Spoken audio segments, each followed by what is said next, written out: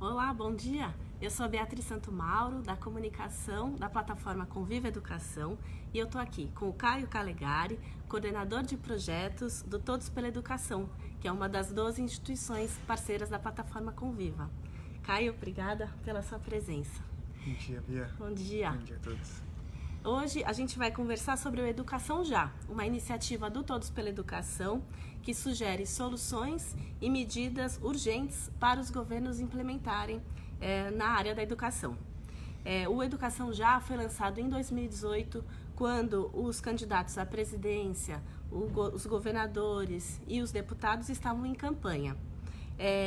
Então é mais atual do que nunca, porque agora esses governantes todos já estão no poder. Pessoal que está nos assistindo, por favor, não deixe de colocar seus comentários aqui para a gente responder. A gente vai procurar responder ao vivo e o Caio também se dispôs a responder para cada um dos municípios, caso seja necessário, incluindo também os dados locais na resposta dele dentro do possível. Então aproveitem essa oportunidade. Bom, Caio, eu dei um panorama geral do que é o Educação Já. Fala um pouquinho mais sobre isso pra gente. Perfeito. Bom dia a todos. É uma satisfação estar conversando aqui com vocês sobre essa iniciativa do Educação Já, que é uma iniciativa de construir uma estratégia para o desenvolvimento nacional em termos de educação, né? E a educação sempre pensada como pilar do desenvolvimento do país. E aqui a ideia é como que a gente pode bolar uma estratégia articulada ao que já foi feito do Plano Nacional de Educação sempre, né, para fazer com que o Brasil dê nos próximos anos um salto de qualidade, né? Como que a gente consegue articular os trabalhos do governo federal, dos governos estaduais e dos governos municipais para emplacar algumas medidas prioritárias que, essas sim, podem fazer o Brasil avançar anos-luz em termos de qualidade da aprendizagem, né? O foco sempre, no final das contas, é a aprendizagem dos alunos, mas para isso você precisa de uma estratégia sistêmica, né? Uma estratégia que diga respeito aos trabalhos dos prefeitos, dos secretários municipais, dos governadores, dos secretários estaduais, do governo federal, dos deputados, dos senadores. Tudo isso, né? A gente precisa, então, portanto, de uma proposta robusta. E foi um trabalho que partiu muito da trajetória que o Todos faz. E faz em articulação com uma série de outras instituições da sociedade civil, como o próprio Conviva, né? Ao longo desses últimos anos, a gente tem participado do debate público, colocando propostas que são propostas concretas para mudar de fato a educação brasileira. O que a gente fez em 2018 foi tentar resolver dois desafios principais. Um desafio técnico, que é como que a gente pega todas essas nossas experiências, essas boas experiências, tudo que a literatura fala pra gente, tudo que quem está na ponta apresenta como aquilo que pode efetivamente fazer a educação mudar. Então, junta isso em uma grande proposta técnica, bem construída, bem embasada, e ao mesmo tempo resolve um desafio político, que é colocar força na pauta da educação. A gente sabe, quem está em município também percebe isso, percebeu nas últimas eleições, e isso provavelmente não vai ser diferente no ano que vem. A educação não é uma pauta prioritária no debate eleitoral. Educação, infelizmente, não dá tanto voto quanto deveria. Então a tentativa foi também construir todo um diagnóstico e uma argumentação de por que a gente precisa fazer agora o salto educacional, e isso é prioritário para o país. E, portanto, com esse conjunto de propostas, a gente chegou nos candidatos à presidência, apresentou para eles e buscou deles uma resposta. A resposta foi muito positiva naquele momento eleitoral, né? Também de governadores, também de deputados, muitos deputados, candidatos a deputados, colocando seu apoio ao Educação Já. E até contando para vocês um pouquinho como que foi a construção, porque foi uma construção bastante democrática, né? Não é que o Todos sentou e falou, agora a gente vai pegar aqui tudo que vocês fizeram e vamos colocar num documento que seja nosso. Foi uma construção muito coletiva, né? Ouvindo uma série de gestores, ouvindo diversos especialistas, a gente teve grupos temáticos das 7 medidas prioritárias, depois a gente fala sobre isso, mas que envolveram mais de 60 especialistas, né, em educação e especialistas em cada uma das temáticas, além de diversas organizações, né? O Conviva participou também de processos, uma série de outras instituições da sociedade civil. Então foi longos meses de discussão em que a gente sistematizou tudo que era posicionamento e depois foi fazendo um trabalho de acabamento disso para aparar arestas, para ver o que ficava melhor articulado, quais propostas são melhor encaixadas, quais propostas são prioritárias para o país agora. Então foi um trabalho bem legal, assim, ter participado desse processo foi muito, assim, foi um crescimento para todo mundo que acompanhou, muito legal, porque a gente conseguiu, enfim, colocar num processo conjunto de organizações a educação como pauta prioritária. Muito bacana. E como que foi o resultado disso, né? Vocês levantaram 7 prioridades. Quais que foram elas? Bom, primeiro de tudo, acho que vale a pena falar qual que é a arquitetura que a gente pensa em termos de sistema da educação, né? O trabalho que tem que ser feito não é um trabalho de grandes inovações, né? A gente sabe, tem experiências muito bem sucedidas no Brasil, mas o que a gente precisa, sobretudo, é apoiar os gestores municipais e estaduais para que eles façam o trabalho que já fazem em grande parte dos casos, mas que às vezes têm dificuldades técnicas, dificuldades financeiras para conseguir avançar, né? E também para ter o apoio, né, no seu próprio município dessa questão de medidas prioritárias para a educação. E aí, quando a gente está pensando nesse sistema, a gente precisa pensar em viabilizadores que sejam mesmo de sistema. Então, como que os municípios vão ser apoiados, como que os estados vão ser apoiados, como que municípios e estados vão conversar. Mas também tem fatores intraescolares que precisam ser resolvidos. Por exemplo, formação de professores é o principal, né? Não existe educação de qualidade sem professor de qualidade, professor preparado. E além disso, tem também fatores extraescolares que a gente precisa considerar, né? Todos os desafios da juventude, todos os desafios da primeira infância, a questão também das famílias, né? Como que as famílias interagem com a comunidade escolar. Então, tudo isso precisa ser, de alguma forma, observado por uma estratégia que seja, de fato, sistêmica. E aí, quando a gente está falando de 7 medidas prioritárias, que são, então, recomendações de políticas públicas, principalmente olhando para o que o governo federal, juntando aí tanto o executivo quanto o legislativo, pode fazer para conduzir esse salto de qualidade na educação básica. Primeiro, a gente tem 2 propostas que são mesmo de sistema, né? Uma delas é sobre financiamento. É como mudar o sistema de financiamento da educação básica pública no Brasil para garantir que ele seja mais redistributivo e que, portanto, o próprio sistema equalize já as oportunidades educacionais, garantindo, então, mais recursos para aqueles entes que são mais vulneráveis. Depois a gente pode voltar um pouquinho a isso. Mas, além disso, ainda falando sobre o sistema, a gente precisa pensar uma reestruturação das regras de governança, né? De como que estados e municípios e governo federal interagem para fazer essa nova condução das políticas educacionais, melhorando, assim, a gestão das redes, né? Então, como que a gente faz com que um sistema realmente funcione, né? Como que estados, municípios, governo federal, como que eles vão interagir. Essas são as 2 primeiras peças em termos de recomendação de política pública. Para além disso, a gente tem, já olhando para o que chega dentro da sala de aula, a importância aí central da gente efetivar nas salas de aula, em todas as escolas do país, a Base Nacional Comum Curricular, que foi construída aí durante longos anos de debate, né,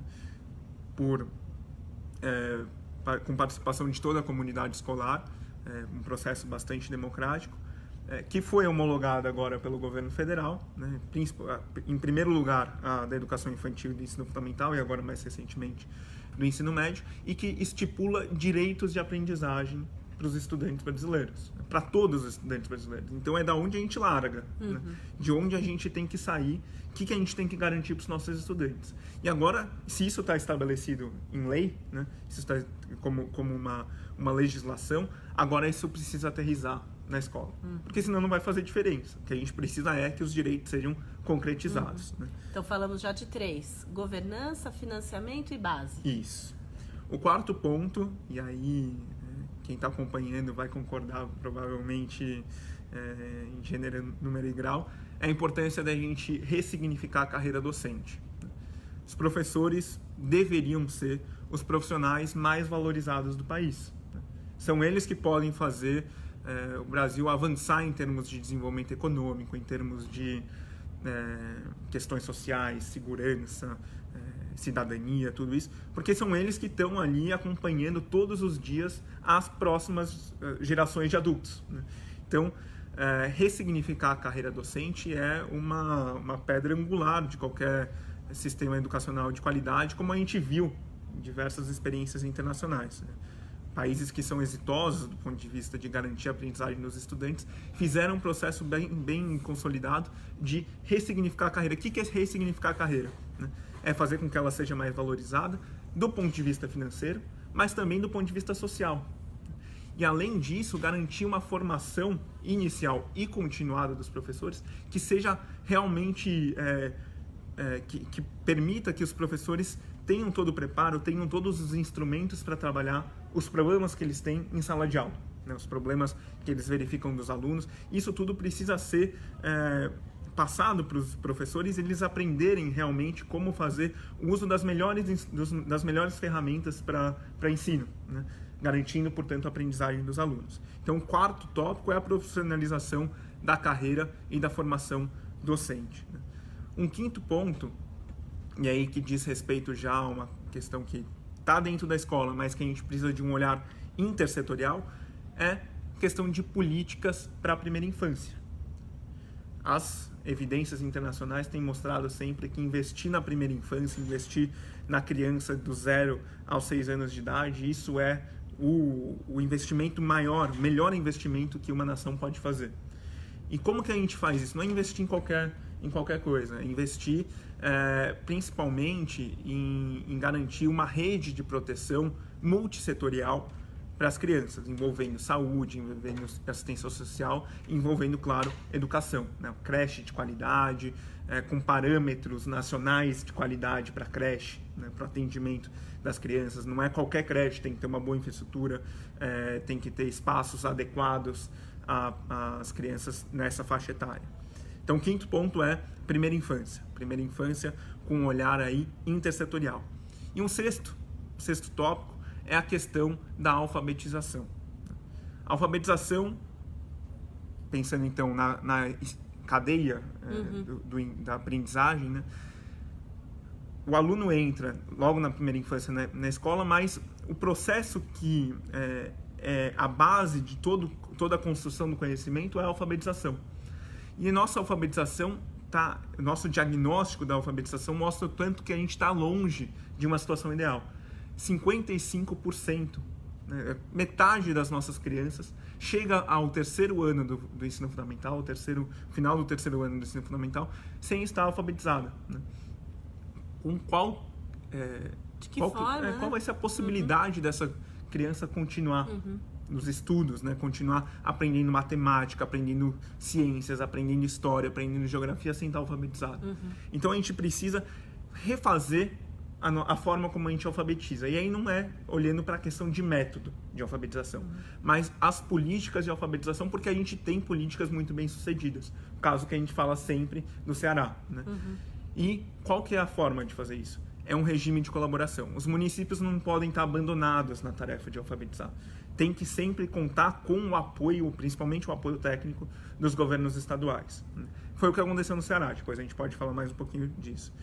Então, sexta medida estruturante diz respeito à alfabetização. E a sétima, e portanto fechando aí esse grupo de 7 prioridades, é uma nova proposta de ensino médio, né? Então a gente teve nos últimos anos o avanço de uma reforma do ensino médio, com pontos que ampliavam as oportunidades de aprendizagem para os jovens, possibilitando que eles escolhessem diversas trilhas formativas diversificadas, né, de acordo com o que eles têm de interesse, mas a gente precisa garantir que essa proposta de ensino médio, a implementação dela, seja uma proposta que não reduza de forma nenhuma direitos de aprendizagem dos nossos jovens. Pelo contrário, tem que expandir, né? E para isso a gente vai precisar ter um olhar muito grande de equidade e de garantir infraestrutura boa nas escolas, garantir então que os jovens tenham a oportunidade de frequentar escolas em que eles tenham a possibilidade de se aprofundar naquilo que eles têm interesse, mas em um cenário que não seja um cenário de descaso, como a gente vê em muitas escolas de ensino médio hoje,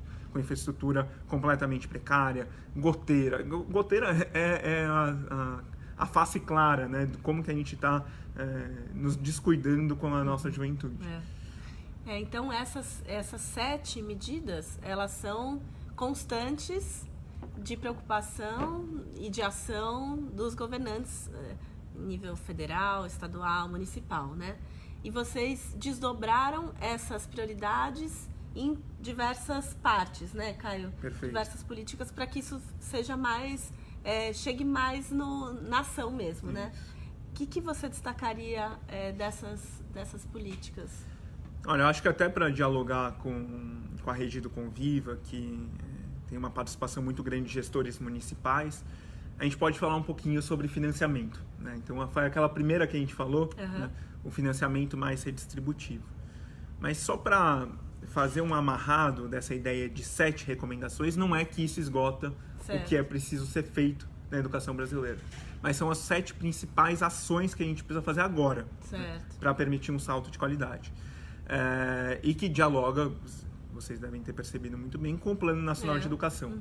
Tudo aquilo que a gente está falando aqui está previsto em meta ou estratégia do Plano Nacional de Educação e que também está, portanto, previsto nos planos municipais de educação, que foram uma construção de toda a sociedade. E que o Plano Nacional de Educação termina a vigência em 2024. Que está logo ali, né? Logo ali. E essas medidas aqui são pensadas para 2019 e 2022. Certo. Portanto, são medidas que possibilitam que o plano realmente se efetive, se concretize. E uma dessas medidas, que é sobre financiamento, conversa muito com uma das metas do Plano Nacional de Educação, que é a meta 20, que fala sobre financiamento da educação ampliado, bem gerido e mais redistributivo. Essa é a ideia, né? Quando a gente está pensando financiamento da educação, a gente precisa sempre pensar nesses 3 elementos. O primeiro a gente precisa investir mais em educação no Brasil. Quando a gente faz uma comparação com países desenvolvidos, a gente investe muito menos por aluno na educação básica, muito menos. Pode investir uma parcela do PIB semelhante, mas a gente tem um PIB menor e tem mais estudantes, portanto o investimento por estudante é menor. Então a gente precisa avançar em termos de ampliação. E o nosso histórico também é diferente, precisa alcançar, né? Correr atrás do atraso. Né? E a gente ainda está muito distante em termos também de eficiência do gasto, né? A gente investe em educação sem ver com que o resultado na sala de aula seja modificado, né? Quando a gente investe mais, a gente não está vendo um acompanhamento dos resultados de qualidade como deveria, né? Como era a expectativa. Então a gente precisa mudar a questão da eficiência para que os recursos investidos sejam investidos naquelas políticas que são políticas bem-sucedidas, políticas prioritárias, sempre com um olhar para o estudante, né? Corrigindo qualquer tipo de ineficiência que se tenha, e aí desdobrando aí para questões mais pontuais, boas licitações nos municípios, né? Licitações que bebam da fonte de boas práticas de licitação, para que no fundo a gente economize o que for possível para poder usar essa economia no próprio estudante, reinvestir as economias possíveis em processos para ampliar as oportunidades dos estudantes. Então a gente falou de investimento ampliado, investimento melhor gerido, mas ele também tem que ser melhor distribuído no país. E para isso a gente tem uma oportunidade gigantesca, que é o seguinte: em 2020, ou seja, ano que vem, no final de 2020, a principal política de financiamento do país, que é o Fundeb, financiamento da educação do país, que é o Fundeb, vai acabar. Por lei, ela acaba. E se a gente não fizer nada, acaba e vira um caos nas redes de ensino, né? Porque muitas redes de ensino sobrevivem principalmente com recursos do Fundeb. Se do dia para a noite, no dia 31 de dezembro de 2020 para 1º de janeiro de 2021, acabar o Fundeb, essas redes de ensino não vão ter condição de pagar os professores, de fazer manutenção das escolas, não vai ter condição de fazer nada em termos de política educacional. Então, isso é um risco muito grande, mas a gente tem que pensar também como uma oportunidade, né? Porque alguma coisa vai ter que ser feita pelos nossos legisladores, pelos nossos governantes, e agora a gente tem a chance, portanto, de aprimorar o sistema do Fundeb. E não só o sistema do Fundeb, né, mas também as outras políticas de transferência de recursos que chegam nos municípios. E aí, qual que tem que ser a perspectiva central? A gente precisa fazer com que o dinheiro flua principalmente para os entes que são os mais vulneráveis, os que têm mais desafio em termos de concretização de políticas educacionais. E vamos lembrar que 1/4 das redes do país, uma rede em cada 4, tem menos de R$300 por aluno por mês para garantir educação de qualidade. Não dá para fazer educação de qualidade assim, né? R$300 por aluno por mês é muito pouco para pagar salário de professor, para pagar salário de servidor, para pagar infraestrutura das escolas, material didático, merenda, transporte, uniforme, tudo isso com R$300 por aluno por mês não dá para fazer. Então a gente precisa fazer um modelo mais redistributivo. Alguns vão perder, lógico, mas a gente precisa realmente fortalecer esse efeito Robin Hood que tem o Fundeb, que é tirar dos mais ricos e dar para os mais pobres, né? E assim a gente vai poder dar um salto de qualidade, porque vamos apoiar principalmente aqueles municípios que estão em dificuldade financeira e que, com esse recurso adicional, vão poder fazer políticas de melhor qualidade. Bacana. Essas prioridades, essas ações foram feitas para serem implementadas de forma urgente, né? Como você disse, nesse ano, no próximo ano, no seguinte. A gente já tem quase 60 dias de governo federal, estadual e dos deputados.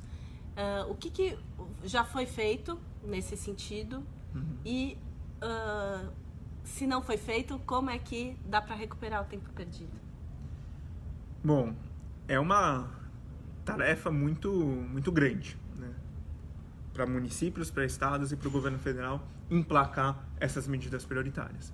Mas tem muito processo que já está em curso, né?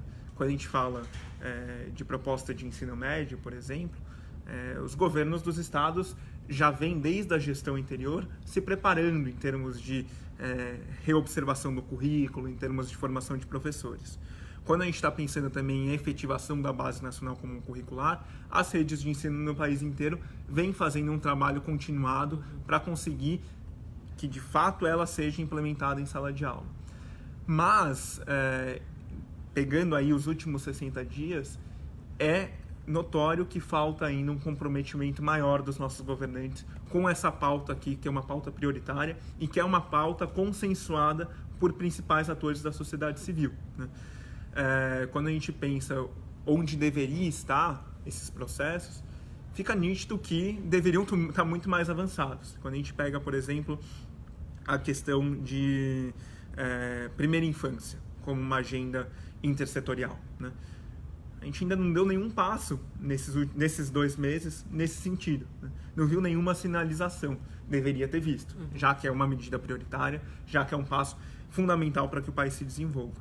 Mas, se a gente pega, por exemplo, no Congresso Nacional, dá para observar já um comprometimento que vem crescendo dos nossos parlamentares com essa agenda aqui, né? O Todos pela Educação e outras instituições têm ido conversar com deputados e levado essa agenda e tem tido uma boa receptividade, né? Quando a gente pega, por exemplo, a questão do Fundeb, um dos passos que já foi dado foi o desarquivamento de uma PEC que estava tramitando lá, que visa tornar o Fundeb permanente e mais redistributivo. Permanente, ou seja, não vai ter mais prazo para acabar, que é um grande risco, mas também tornar ele mais redistributivo. Então já é uma ação que a gente vê que dialoga com essa agenda prioritária para a educação brasileira. Certo. E qual que é o papel das secretarias municipais de educação para fazer com que essas prioridades sejam levadas adiante? Bom, Bia, são recomendações que tem, em primeiro lugar, como público, o governo federal, mas sem uma participação que tem que ser uma participação de entrega realmente total, de comprometimento com medidas prioritárias, não vai, o salto de educação de qualidade não vai acontecer. Por quê? Porque são os municípios os principais executores da política educacional. Se a gente está falando de Base Nacional Comum Curricular, pode ter uma diretriz do Ministério da Educação, agora todo mundo vai aplicar em tanto tempo. Pode até ter um programa de estímulo, como a gente defende, para que as redes municipais e estaduais se engajem na implementação dessa proposta. Mas sem o comprometimento político dos municípios, a base não vai aterrissar, não vai chegar para os estudantes, não vai se concretizar em termos de direitos de aprendizagem. Outra questão, a gente fala bastante sobre regime de colaboração, né? Isso está em algumas dessas estratégias. A alfabetização, por exemplo, como a gente estava conversando, a alfabetização precisa ser feita em regime de colaboração de municípios e estados. A própria governança do sistema, né, a forma como que interagem estados, municípios e União, que é uma das nossas propostas, né, tornar isso muito mais fluido e ter um apoio muito maior entre os entes federativos, não vai acontecer se os municípios não estiverem dispostos a dialogar, né, e a formar mesmo pactos com os seus governos estaduais para a melhoria da qualidade da aprendizagem. O nosso grande desafio é como fazer com que os municípios não sejam abandonados. Mas para que eles não sejam abandonados, eles precisam também ter uma postura ativa de buscar o diálogo e buscar a construção, a pactuação de políticas. Além disso, a gente precisa pensar sempre que os municípios eles precisam expressar quais são as suas demandas. Exemplo, quando a gente está falando sobre financiamento da educação de qualidade, tem uma série de ações voluntárias do Ministério da Educação que visam apoiar os municípios, mas às vezes não dialogam com as reais necessidades dos municípios. Os municípios precisam se organizar para apresentar as demandas. Olha, não preciso receber aqui, exemplo, tá? Não estou falando que é exatamente isso. Não preciso receber aqui um ônibus escolar amarelinho, né, do caminho da escola. O que eu preciso é de recursos para que eu faça a minha própria avaliação, minha própria avaliação externa. Essa é uma possibilidade, né? Os municípios, então, têm que pleitear, têm que organizar seu pleito para fazer com que realmente as políticas sejam pactuadas no Brasil. Esse é um dos pontos fundamentais.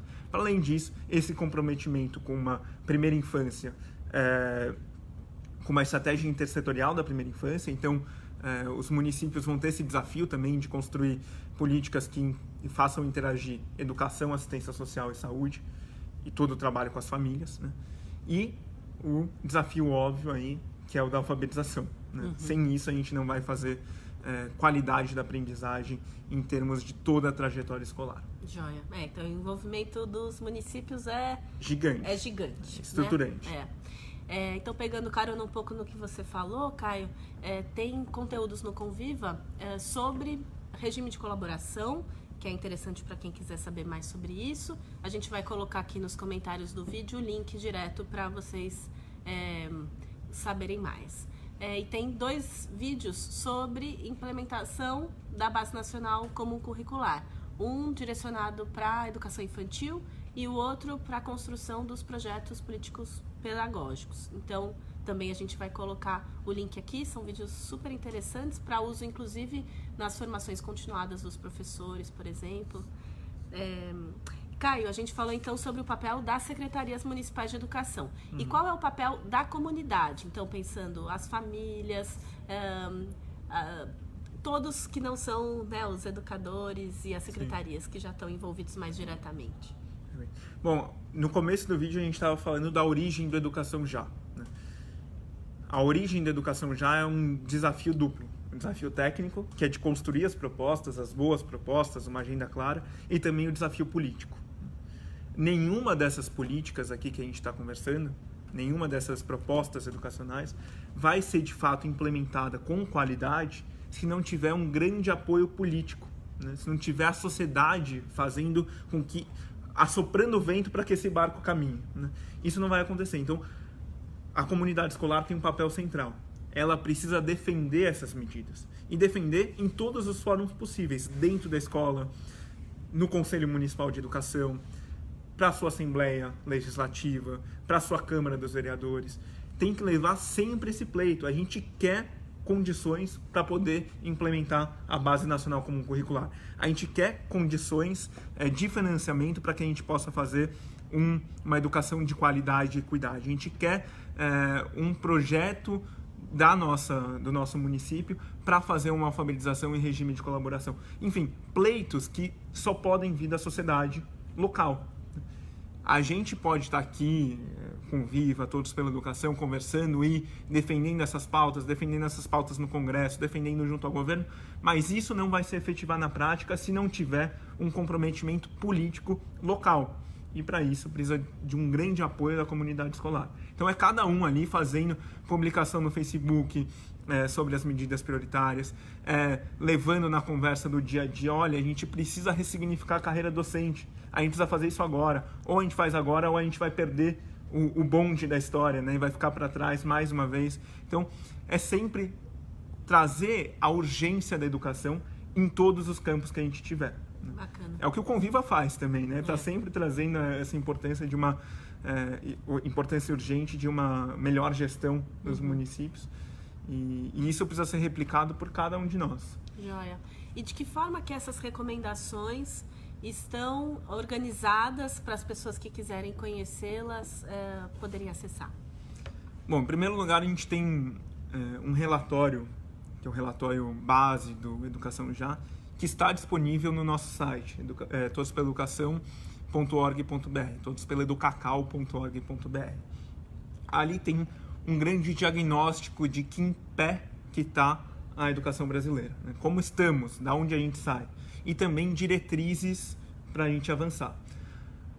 A gente tem feito um trabalho nesses últimos meses que é de consolidar também propostas mais verticais, propostas detalhadas para a educação brasileira.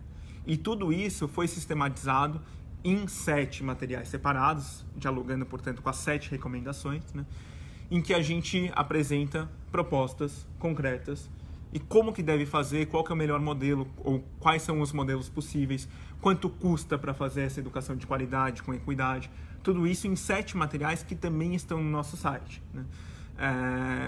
O próprio Facebook do Todos pela Educação, convido a todos que tiverem interesse para curtirem, acompanharem, seguirem nossa página, tem sempre feito publicações a respeito, né? A respeito dessas 7 medidas prioritárias, a respeito da nossa agenda e também divulgando esses materiais.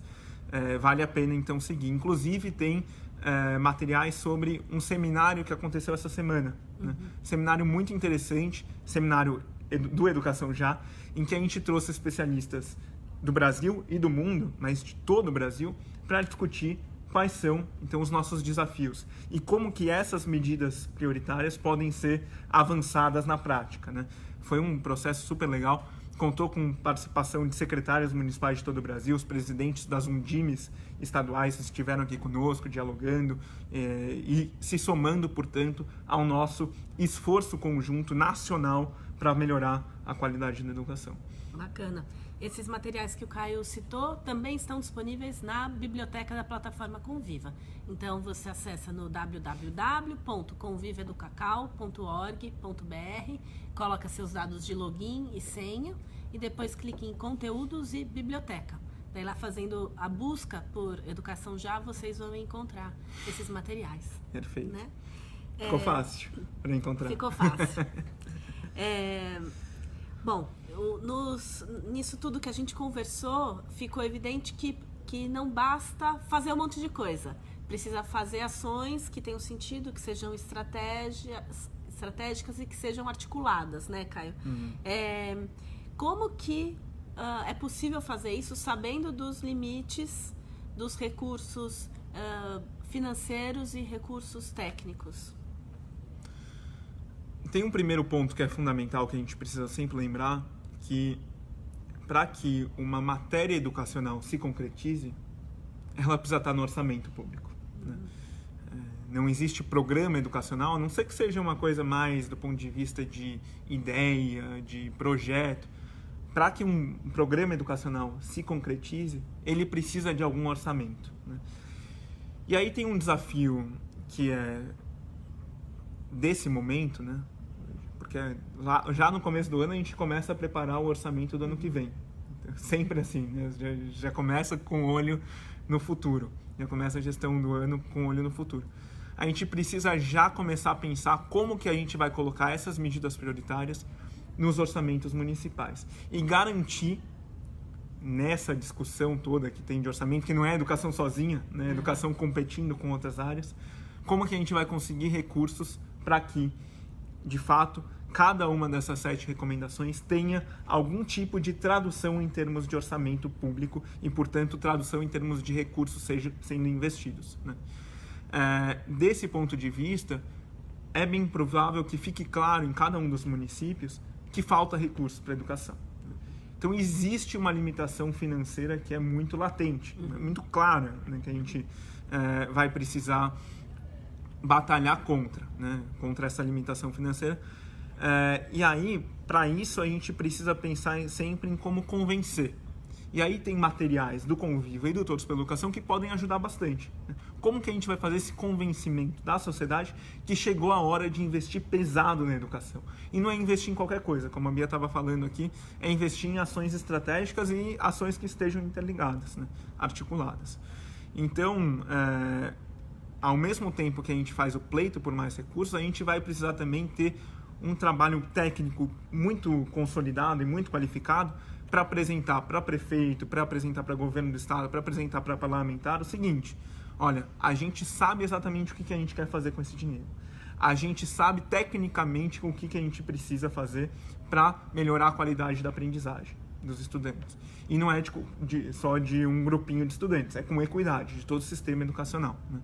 Então, o nosso desafio já nesse começo de ano é começar a consolidar quais que são as nossas propostas para o ano que vem. Porque agora a gente está trabalhando com o orçamento do ano passado. E muitas vezes os orçamentos dos anos anteriores não dialogam com isso aqui que é a nossa urgência. Então, como que a gente começa já a construir esse consenso, pelo menos primeiro na rede de ensino, sobre quais são as medidas prioritárias e aí convencer a sociedade que isso aqui é fundamental e sem isso a gente não vai avançar como país. E interessante, você falou disso de ser uma construção ao longo do tempo, isso, né? Porque às vezes a gente não tem resposta mesmo para o que precisa precisa então estudar, procurar soluções, discutir, é uma construção mesmo, né? Sim. Ninguém precisa achar que não vai ter jeito porque hoje em dia não sabe, mas correr atrás, né? Exato. Eu te adicionaria uma coisa ainda, Bia, em relação, complementaria o que você está falando, que realmente, implementação de política pública você vai descobrindo enquanto você faz. Você pode ter o plano perfeito. O seu plano municipal pode estar o mais perfeito possível, com as estratégias bem construídas, dialogando com a sua realidade educacional. Agora, como que você vai fazer a implementação é um grande desafio e a chave do negócio. E aqui é importante dizer uma coisa. O município, ou um governo do estado, ou uma própria escola, pode ter os limites financeiros e técnicos que for. Se tiver o comprometimento, em primeiro lugar, com vou fazer uma política de alfabetização que vai garantir para todos os estudantes a alfabetização na idade certa, esse é um primeiro passo. E esse já é algo que a gente já consegue fazer mesmo com limitações técnicas e financeiras. Implementação da base, né? Tem muito também de desejo, de demonstrar isso. Eu quero que os meus estudantes tenham concretizados aqueles direitos todos que estão expressos na base. Eu quero que a minha escola tenha acesso a um tanto de recursos semelhante àquela outra escola que está lá no centro da cidade, que é uma escola muito mais rica. Então, eu tenho direito a isso, a uma oportunidade igual do ponto de vista de educação. Então, essa ação política é algo que já dá para fazer mesmo com limitação técnica e com limitação financeira. Limitação técnica e financeira a gente precisa resolver também. E a gente está falando bastante aqui de que isso pode ser resolvido através do orçamento público. Mas essa ação que cabe a cada um de nós, né? E defender a educação pública de qualidade e com equidade em cada um dos fóruns que a gente tiver acesso. Muito legal, empolgante. Então a gente está terminando a nossa transmissão hoje. Por favor, indiquem para seus colegas de Secretaria de Educação para que eles também assistam esse vídeo e para que vocês possam discutir sobre esse assunto sempre, né? Caio, muito obrigada. Eu que agradeço, e agradeço a todos vocês por estar aqui com a gente, conversando e tal. E reforço o convite que a Bia fez inicialmente, né? Se vocês tiverem qualquer dúvida, quiser enviar para a gente, que quiser entender um pouquinho mais do diagnóstico do seu município, eu me disponho aqui a preparar junto com toda a equipe linda, a Bia conhece do Todos pela Educação, preparar um recado especial a cada um de vocês, para a gente poder dialogar. A agenda do Educação Já não é uma agenda acabada, é uma agenda que segue aí 2019 a 2022 e que vai precisar da colaboração, do esforço conjunto de cada um de vocês. Sem isso, não tem como fazer esse salto de qualidade. O salto de qualidade vai ser dado pelos braços, né, empurrando as nossas crianças, cada um de nós fazendo esse esforço de empurrar as nossas crianças em direção a um futuro mais digno, mais cidadão, mais justo. Muito bom. Muito obrigado. Obrigado. Legal. Então, esse vídeo vai continuar disponível aqui no Facebook da plataforma Conviva e também no Facebook do Todos pela Educação. Também vai no YouTube do Conviva e na galeria da plataforma. Então, esperamos que vocês tenham gostado e até a próxima. Tchau, tchau. Até a próxima.